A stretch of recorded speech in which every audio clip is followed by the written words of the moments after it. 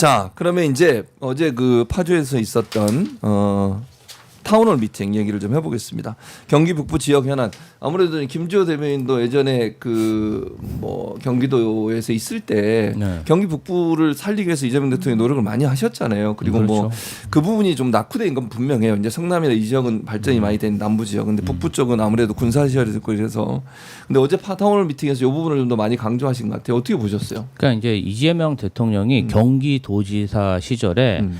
특별한 희생에는 특별한 보상이 있어야 된다. 이런 말씀을 많이 하셔요. 왜 그러냐면은 이 경기도라는 데가 인구가 많이 몰리다 보니까 수도권 규제 정책을 엄청 철저하게 진행을 해요. 그리고 공장 하나 지으려고 그래도 굉장히 중앙부처의 어떤 허락과 규제를 피해 나가야 되는데 경기 북부 같은 경우는 사실 어떻게 보면은 그런 어떤 기반 시설이나 신도시의 혜택을 못 받았습니다. 맞아요. 물론 이제 뭐 양주라든지 일산이라든지 고양이라든지 파주라든지 일부 혜택 받은 데는 있지만 넓은 지역을 다 봤을 때는 전부 대부분이 군사 보호구역과 미군 기지, 미군 공여지로 묶여 있어서 군사적인 어떤 규제도 받고 있고 그래서 낙후가 됐는데 오히려 또 남부를 규제하기 위한 수도권 규제까지 받고 있는 거예요. 2중, 3중 규제가 있는 것이죠. 그래서 이재명 대통령이 경기도지사 시절에 굉장히 경기 북부에 관심을 많이 가지고 방문도 많이 하고 민원도 해결하려고 노력을 했는데 그게 쉽지가 않아요. 그러니까 특히 미군과의 어떤 관계가 있는 그러한 시설물이나 땅 같은 경우는 굉장히 어떤 협의 자체도 어렵고 허가 자체도 안 되더라고요. 정말 적극적으로 추진해야 될까 말까. 그래서 많은 경기 북부에 살고 있는 국민들이 그에 대한 피해의식 또 상실감 이런 게 굉장히 컸습니다. 그렇기 때문에 대통령이 특별히 경기 북부에 가서 네. 자신이 자신이 해결하지 못했던 것들을 이제 대통령 권한으로 해결할 수 있어서 왔다. 맞아요. 이 정서라는 게 그 지역에 사시는 국민들이라면 너무나 잘 알고 있습니다. 다 박수치고요. 그 정말 축제 같은 분위기로 어제 간담회가 진행됐다. 저는 그렇게 봤습니다. 맞아요. 홍정민 전 의원은 그 지역이잖아요. 북부 지역이잖아요. 결국은 예. 고향도. 맞아요. 근데 만약 참석했다면 예. 어떤 질문이나 제안을 하고 싶으셨어요? 참석은 안 아. 하시긴 했지만. 그죠. 네. 저도 뭐 사실 우리 지역에서 신청한 네. 사람 제가 정말 많이 봤는데 네네. 이 한 분 됐더라고요. 정말 한 분. 경쟁률이 엄청 심했군요. 예, 오. 높았고 네.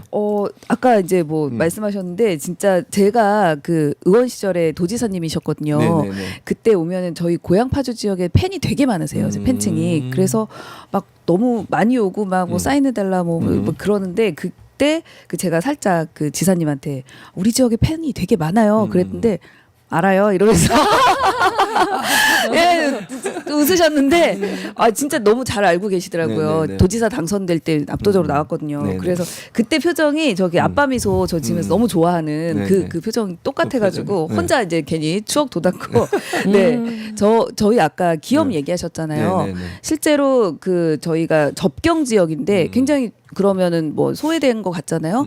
근데 그 서울하고 접해 있는 데는 또 과밀 억제 지역이에요. 그 고양시가 그런 두 개 그런 전국에서 고양시밖에 없어요. 아, 그런 데가. 그래요? 네, 접경 지역이면서 과밀 억제 지역이.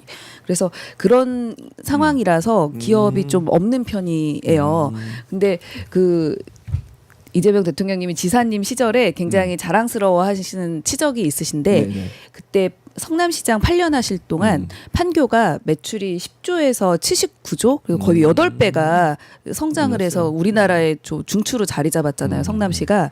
그래서 그 기업 유치를 좀 많이 이렇게 좀 도와주시거나 아니면 기업한테 좀 고양시나 이런 과밀 억제지만 접경 네. 지역은 가도 되지 않냐 뭐 이런 얘기를 좀 해주시면 좋겠다. 또는 그때 이렇게 성장시켰던 노하우를 네. 뭐 고양시에 엄청 전수해 주시면 좋지 않을까 정도를 뭐 여쭤보고 제안하고 싶지만 네.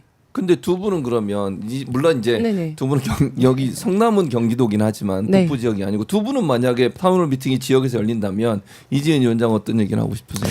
저는 이제 마포갑에서 네. 열린다면 네. 네. 이제 대통령님 공약이시기도 한데 네, 저희가 이제 강변북로가 되게 시끄럽고 또 맞아요. 이제 먼지도 많고 하지 않습니까? 그러니까 그 저희 이제 한강벨트 쪽에 있는 그 지역구에선 다 이제 요구를 하는 건데 그리고 대통령님께서 공약도 내신 건데 그거를 지하화하고 그 위에 한강 공원을 만드는 거를 또 공약을 하셨었거든요.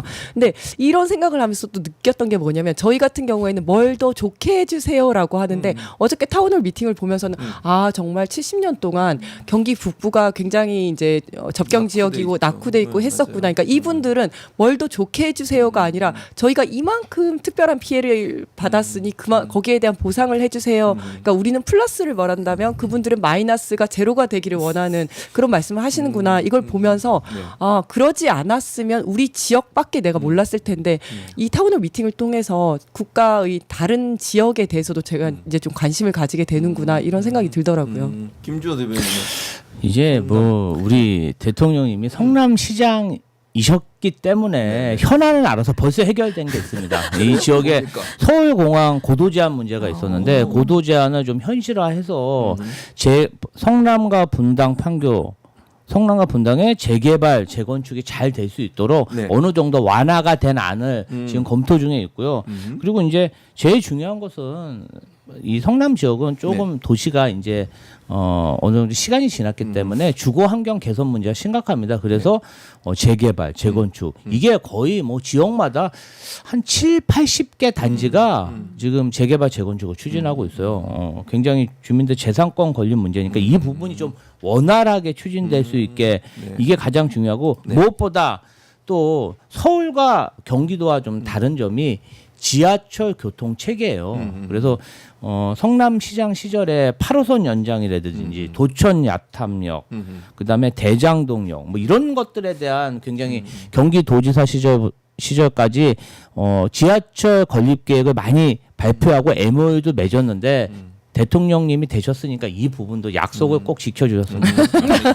아니 근데 제가 어제 그걸 보면서 네네. 늘 타운홀 미팅 보면서 느끼는 건데 정말 이 누구의 권한인지를 정확하게 잘 알고 계시더라고요. 그렇지. 그래서 업무 이건 권한이. 네, 그래가지고 그 질문하는 게 딱 정확하잖아요. 그러니까 장관한테 물어보는 거, 도지사한테 물어보는 거, 시장한테 물어보는 거 이걸 보면서 정말 윤석열 같았으면 누구한테 물어봐야 될지도 몰라서 이거 누구한테 물어봐야 되나 했을 거란 생각이 들고 물어보진 않고 보리밥을 찾습니다. 그렇습니다.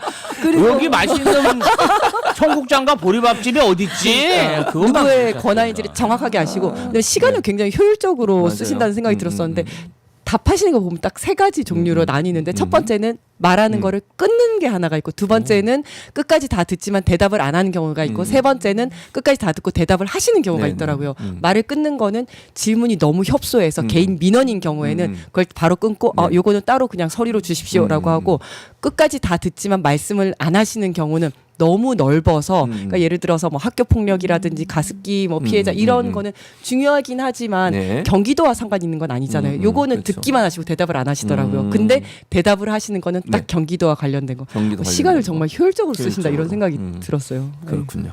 어쨌든 뭐 이 타운홀 미팅도 자신감이라고 봐요. 그게 맞습니다. 아니면 못하거든요. 저기 네. 무슨 대본이 있는 것도 아니고 어떤 네. 질문일지도 모르는데 어쨌든 뭐 어제 참 이제 그런 저런 타운홀 미팅을 성남시장 시절에 매년 새해 인사회라고 50개 동을 다 돌아다니면서 타운홀 미팅을 했어요. 그때는 사실은 주민들이 자기 민원이 해결 안 되고 오래된 민원 같으면 막 덤비기도 해요. 네, 막 달려들고 그쵸. 분쟁도 있고. 그런데 그걸 1년, 2년, 3년 제가 이제 그걸 다 쫓아다녔거든요. 네네.